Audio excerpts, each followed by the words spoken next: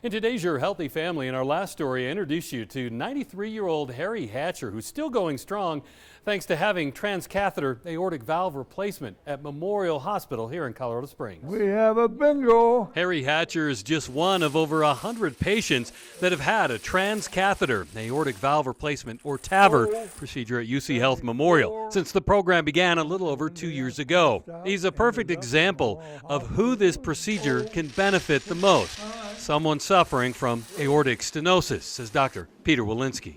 Classic TAVR patient. I mean, this is who the procedure was made for. 93 years old, but otherwise functional. So really, his main problem was his aortic valve was killing him. Statistically, he had a 50% chance of dying in the next 2 years, and much higher chance of that of significant hospitalization or just a really poor quality of life, or a decrement in his quality of life.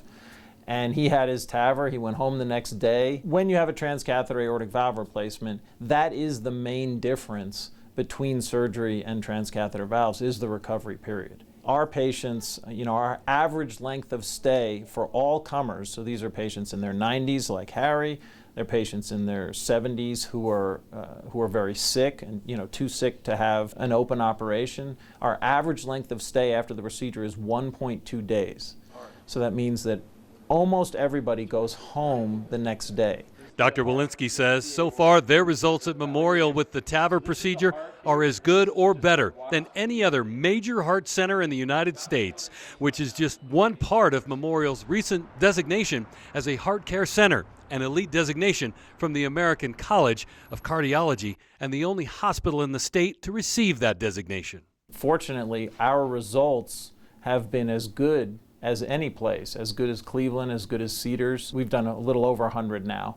Our operative mortality is less than 2%.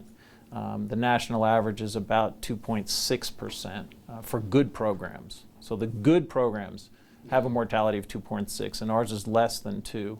Our pacemaker rate is less than 1%, which is really remarkable because one of the Achilles heels of the TAVR procedure is pacemakers.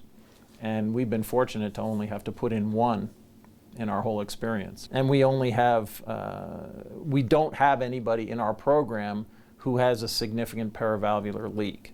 And that's the other Achilles heel of the procedure, is that sometimes the valves can leak a little bit. For Your Healthy Family, I'm Ira Cronin. For more health stories, head to yourhealthyfamily.com.